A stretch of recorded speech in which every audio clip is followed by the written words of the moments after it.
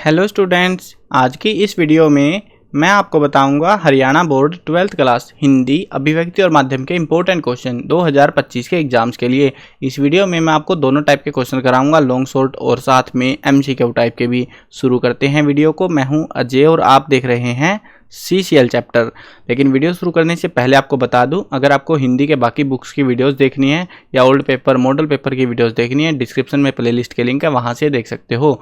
उसके अलावा अगर आपको जो है इंपॉर्टेंट क्वेश्चंस फ्री में चाहिए, ये वाले जो वीडियो बना रहा हूँ जिनके, तो गूगल पर जाकर ये नाम सर्च कर लेना cclchapter.com। इस वेबसाइट पर हरियाणा बोर्ड सेक्शन में आपको जो है इंपॉर्टेंट क्वेश्चन पेपर वगैरह सब चीज़ें मिल जाएंगी, विजिट कर लेना। उसके अलावा अगर आपको पेड PDF खरीदनी है, डिस्क्रिप्शन में मैंने टेलीग्राम ID का लिंक भी दे रखा है और साथ में एक और वेबसाइट का लिंक है पेड PDF के रिगार्डिंग।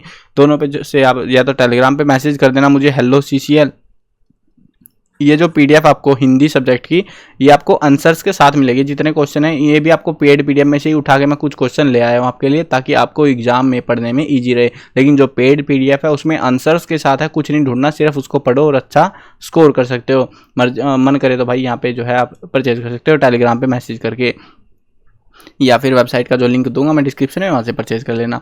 अब देखो यहाँ पे अभिव्यक्ति और माध्यम, ये 11th 12th की एक साझा बुक है। कुछ चैप्टर 11th में, कुछ 12th में, इसलिए पाठ के नंबर नहीं डले हुए, यहाँ पे सिर्फ पाठ का नाम लिखा हुआ है। तो पहला पाठ हमारा विभिन्न माध्यमों के लिए लेखन। इसमें पहला क्वेश्चन है, भारत में इंटरनेट का प्रारंभ कब हुआ? भारत में पहला छापाखाना कब और कहाँ खुला था? भारत में इंटरनेट का दूसरा दौर कब शुरू हुआ? रेडियो नाटक किस प्रकार का माध्यम है? रेडियो किस प्रकार का माध्यम है? टेलीविजन किस प्रकार का माध्यम है? जनसंचार के आधुनिक माध्यमों में सबसे पुराना माध्यम कौन सा है? टीवी की खबरों के संदर्भ में ड्राई एंकर क्या होता है, या फिर कह लो सीधा पूछ सकते हैं ड्राई एंकर क्या है? टेलीविजन में लाइव जो शब्द होता है उसका क्या मतलब है? छापे खाने का आविष्कार किसने किया था? ये शायद गुटनबर्ग है, जो हांस गुटनबर्ग। भारत की पहली साइट कौन सी थी? कौन सी है, मतलब सबसे पुरानी वेबसाइट पूछ रहे हैं। समाचार लेखन में किस शैली का प्रयोग करते हैं? उल्टा पिरामिड शैली को कितने हिस्सों में बांटा जाता है, उनके नाम भी बताने हैं। अगला पाठ देखो, पाठ नंबर नेक्स्ट है हमारा पत्रकारीय लेखन के विभिन्न रूप और लेखन प्रक्रिया। समाचार के 6 ककार कौन कौन से हैं, डिटेल में पढ़ लेना इनको। किसी समाचार संगठन में काम करने वाले नियमित वेतनभोगी कर्मचारी को क्या कहते हैं? पूर्णकालिक पत्रकार क्या होता है? अंशकालिक पत्रकार क्या होता है? इंटरव्यू के लिए हिंदी शब्द क्या है? फीचर से आप क्या समझते हैं या कैसे लिखा जाता है? फीचर वाला टॉपिक अच्छे से पढ़ना इस चैप्टर में, बहुत इंपॉर्टेंट रहेगा। फीचर लेखन पर प्रकाश डालिए, फीचर लेखन की प्रक्रिया बताइए, या फिर फीचर नाटक का विवेचन कीजिए। सब में सेम ही आंसर लिखना है। समाचार कैसे लिखा जाता है स्पष्ट कीजिए। अगला पाठ देखो, विशेष लेखन स्वरूप और प्रकार। इसमें बिट के बारे में ज़्यादातर पूछते हैं। बिट की परिभाषा, मीडिया की भाषा में बिट किसे कहते हैं, या मीडिया में बिट का क्या मतलब है? विशेष लेखन से क्या तात्पर्य है और ये क्यों लिखा जाता है?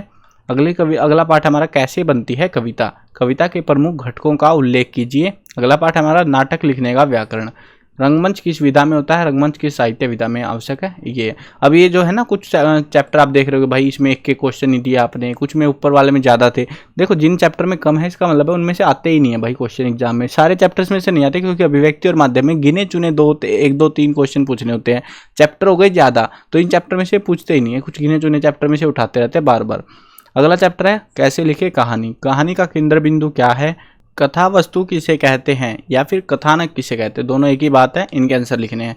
अगला पार्ट देखो, कैसे करें कहानी का नाट्य रूपांतरण। ये इंपॉर्टेंट चैप्टर रहता है एग्जाम के लिए।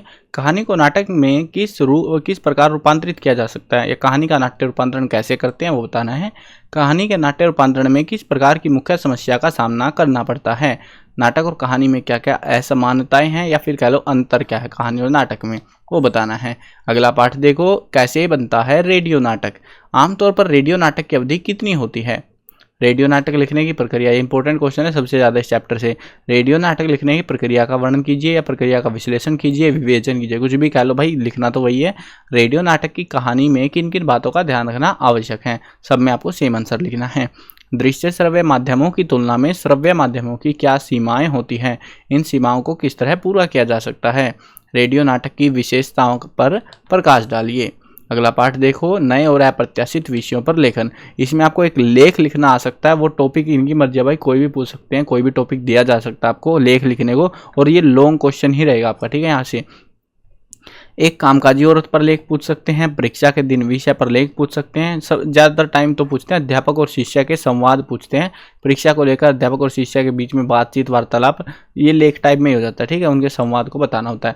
तो ये आपको पूछ सकते हैं, ये इस टाइप के क्वेश्चन आपको देखने को मिलेंगे इस चैप्टर से। तो ठीक है, आपको लेख लिखना आएगा डिटेल में बेसिकली। आई होप क्लियर हो गया होगा। और हाँ, अभी देखते हैं आपके ये वाले थे क्वेश्चंस जो आपको पढ़कर जाने हैं। अब देखते हैं यहाँ पे आपको जो MCQs पढ़ने हैं, वो वाले MCQs आपको देखो इसी वेबसाइट से पढ़ा रहा हूँ सारी चीज़ें। हरियाणा बोर्ड में विजिट कर लेना, cclchapter.com गूगल पर वेबसाइट है, सर्च करके हरियाणा बोर्ड में, तो यहाँ से आपको MCQ क्वेश्चन सारे जो है बुक्स के मिल जाएंगे।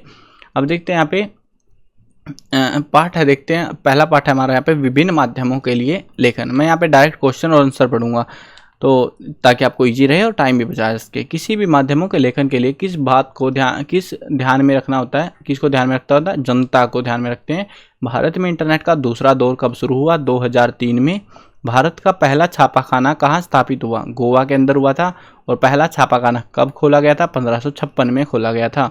आधुनिक माध्यमों में सबसे पुराना माध्यम अखबार है। भारत में इंटरनेट पत्रकारिता करने वाली पहली वेबसाइट है, वो है rediff.com, नाम याद रख लेना ये वाला। इंटरनेट पर विशुद्ध पत्रकारिता शुरू करने का श्रेय किसे जाता है? तहलका.com, नाम से पता लग रहा है तहलका मचाएगा। भारत में इंटरनेट पत्रकारिता का प्रारंभ कब हुआ? 1993 में। इसमें से भारत का पहला समाचार पत्र है उदंत मार्तंड। रेडियो कैसा माध्यम है? रेडियो है श्रव्य, जिसमें सिर्फ सुनाई देता है। निम्नलिखित में से कौन सी इंटरनेट माध्यम की खूबी है? वह सभी प्रकार की सूचनाओं की तत्काल प्राप्ति हो जाती है इंटरनेट पे।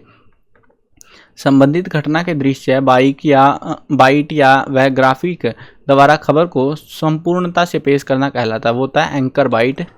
मुद्रित माध्यमों के लेखन में सहज प्रवाह के लिए क्या जरूरी है? वो है तारतम्यता। संदेश के आदान प्रदान में लगने वाले समय और दूरी को कम करने के लिए मनुष्य ने किसकी खोज की? संचार व जनसंचार की। हिंदी का पहला साप्ताहिक पत्रिका किसको मानते हैं? उदंत मार्तंड को। निम्नलिखित में जनसंचार का प्रिंट माध्यम कौन सा है? वह है पत्रिका। टेलीविजन निम्नलिखित में से जनसंचार का कौन सा माध्यम है? दृश्य और श्रव्य दोनों प्रकार का। कौन सा संचार माध्यम केवल श्रव्य है? वो है रेडियो। छापे खाने का आविष्कार किसने किया था? जॉन गुटनबर्ग ने। जोहान्स गुटनबर्ग है बेसिकली इसका पूरा नाम। ऑल इंडिया रेडियो की स्थापना कब हुई? 1936 दिल्ली के अंदर।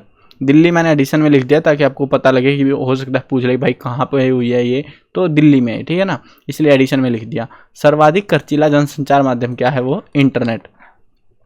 इस समय विश्व स्तर पर इंटरनेट पत्रकारिता का कौन सा दौर चल रहा है? तीसरा दौर। आपका जो ये पहला चैप्टर है ना, इसमें से क्वेश्चन अच्छे खासे आते हैं, ठीक है ना।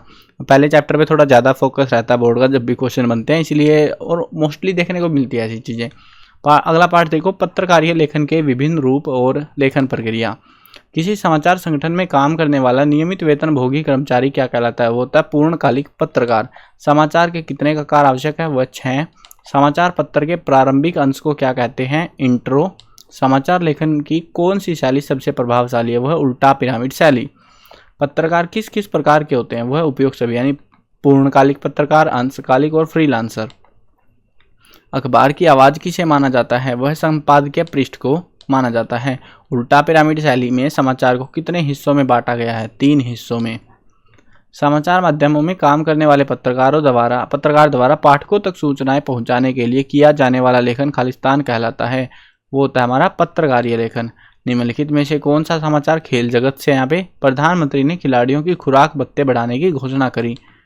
साक्षात्कार के लिए निम्नलिखित में से क्या आवश्यक नहीं है? वह साक्षात्कार के समय कठिन और अनावश्यक प्रश्न पूछना। स्तंभ लेखन का मौका खालिस्तान दिया जाता है किसमें? विशेष लेखक विशेष को। स्तंभ लेखन के संबंध में निम्नलिखित कथन असत्य, गलत कथन ढूंढना। वह संपादक द्वारा दिए गए विषय पर ही लेखक को स्तंभ लिखना पड़ता है, वो अपनी मर्जी से लिख सकता है जबकि, तो ये हमारे यहाँ पे गलत देखने को मिलती है ये वाली स्टेटमेंट। बाकी तीनों सही है हमारी। पत्रकारिता की आरंभिक अवस्था खालिस्तान मानी जाती है, वह है ए और बी दोनों, यानी पत्रकारिता और विशेषीकृत रिपोर्टिंग दोनों मानते हैं। फीचर के संबंध में निम्नलिखित में से कौन सा कथन असत्य है? वह फीचर में शब्दों की एक निश्चित सीमा होती है। समाचार लेखन की प्रभावशाली शैली खालिस्तान है, वह उल्टा पिरामिड शैली। इनमें से खालिस्तान शब्द आर्थिक क्षेत्र से संबंधित नहीं है, वह है रन आउट। ऐसी पत्रकारिता जो किसी विचारधारा, उद्देश्य या मुद्दे को उठाकर जनमत तैयार करते खालिस्तान पत्रकारिता कहलाती है, वह है एडवोकेसी। भुगतान के आधार पर अलग अलग समाचार पत्रों में लिखने वाले को खालिस्तान पत्रकार कहते हैं, वह फ्रीलांसर। पत्रकारिता के संबंध में निम्न में से कौन सा कथन सत्य है, यानी सही कथन ढूंढना है। वो है पत्रकारिता का संबंध तथ्यों से होता है। समाचार पत्र में संपादक के विचार को कहते हैं, वह है संपादकीय। पित्त पत्रकारिता के अंतर्गत आते हैं, क्या आते हैं, सनसनीखेज और उत्तेजक समाचार। समाचार पत्र का सबसे महत्वपूर्ण पृष्ठ कहलाता है संपादकीय पृष्ठ। सब पत्रकारिता लेखन के अंतर्गत क्या क्या आते हैं, उपरोक्त सभी, यानी कि संपादकीय, समाचार, आलेख सब कुछ आता है। समाचार पत्र समाज में क्या दायित्व निभाते हैं, उपरोक्त सभी, यानी कि पाठकों को सूचना देते हैं, जागरूक और शिक्षित बनाते हैं और मनोरंजन भी करते हैं। इंटरव्यू के लिए हिंदी शब्द क्या है, वो है साक्षात्कार। समाचार लेखन में किस शैली का प्रयोग होता है, उल्टा पिरामिड शैली का। 6 ककारों में क्या आता है, ये आते हैं सारे के सारे, क्या, कब, क्या, कौन, कहाँ, क्यों, कैसे। किसी समाचार संगठन के लिए एक निश्चित मानदेय पर काम करने वाले पत्रकार को कहते हैं अंशकालिक पत्रकार। अगला चैप्टर देखो, चैप्टर है हमारा विशेष लेखन, स्वरूप और प्रकार। संवाददाताओं को रुचि और ज्ञान को ध्यान में रखकर उनके काम के विभाजन को क्या कहते हैं, उनको कहते हैं बिट।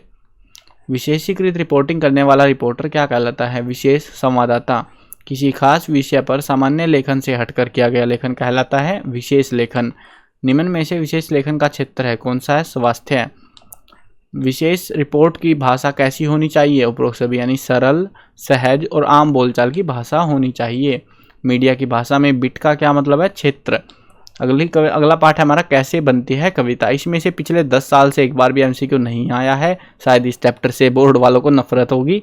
इसमें से थोड़े बड़े भी ठीक ठाक आते हैं, कुछ चैप्टर पे ज़्यादा फोकस रहता है, स्पेशली पहला चैप्टर, दूसरा चैप्टर, इन पे ज़्यादा फोकस है बोर्ड का। बाकी चैप्टर पे थोड़ा कम ध्यान हो जाता है धीरे धीरे। अगला पाठ देखो, नाटक लिखने का व्याकरण। नाटक का सबसे जरूरी और सशक्त माध्यम क्या है, संवाद। नाटक का महत्वपूर्ण अंग कौन सा है, वह है संवाद। रंगमंच किस साहित्यिक विधा में आवश्यक है, वह नाटक प्रदर्शन में। अगला पाठ देखो, कैसे लिखे कहानी। कहानी का केंद्र बिंदु है कथानक। ये भी बस मैंने ऐड ऑन कर दिए हैं, लेकिन इन चैप्टर से पूछते नहीं है भाई, एमसीक्यू बहुत ही रेयर पूछते हैं। कैसे करें कहानी का नाट्य रूपांतरण, इस चैप्टर से भी एमसीक्यू नहीं आएंगे आपके, बहुत ही रेयर चांस है। कैसे बनता है रेडियो नाटक। रेडियो नाटक किस प्रकार का माध्यम है, श्रव्य माध्यम है। अगला चैप्टर देखो, यह नए और अप्रत्याशित विषयों पर लेखन, इसमें से भी नहीं आते। मतलब कुल मिला के जो एमसीक्यू वाले क्वेश्चन आते हैं ना, वो आपके पहला चैप्टर, दूसरा चैप्टर और तीसरा चैप्टर, इनमें से ज़्यादा पूछते हैं। ज़्यादातर जो एमसीक्यू है इनमें से मिल जाएंगे आपको कवर्ड होते हुए, ठीक है। बाकी के चैप्टर्स पर ध्यान नहीं होता, बाकी के चैप्टर में से हो सकता है लॉन्ग शॉर्ट क्वेश्चन आ जाए, जो कि मैंने आपको करा दिए हैं। और अगर आपको सारे क्वेश्चन आंसर के साथ में चाहिए, जो इंपॉर्टेंट क्वेश्चन मैंने अभी कराए हैं, पेड पीडीएफ से ही कराए हैं। पेड पीडीएफ के कुछ क्वेश्चन आपके लिए, इनके एडिशन में और भी क्वेश्चन है, जिनको पढ़कर आप मैक्सिमम, हो सकता है एक भी क्वेश्चन बाहर से ना आए आपका हिंदी में, तो वो सिनेरियो अगर आपको चाहिए, भाई आपने पढ़ा और उसी पढ़े हुए में से ही सारे क्वेश्चन आ गए, तो भाई मजा हो जाता है ना। तो अगर आपको वैसा चाहिए तो भाई पेड पीडीएफ ले सकते हो और एग्जाम में अपना स्कोर बेहतरीन कर सकते हो। डिस्क्रिप्शन में टेलीग्राम आईडी दे रखी है, वहाँ से मैसेज कर देना, या फिर वेबसाइट का लिंक दे दूंगा, वहाँ से डायरेक्ट भी परचेज कर सकते हो। आई होप क्लियर हो गया होगा। चैनल पर नए हो सब्सक्राइब कर लेना। मिलते हैं नई वीडियो में, बाय बाय।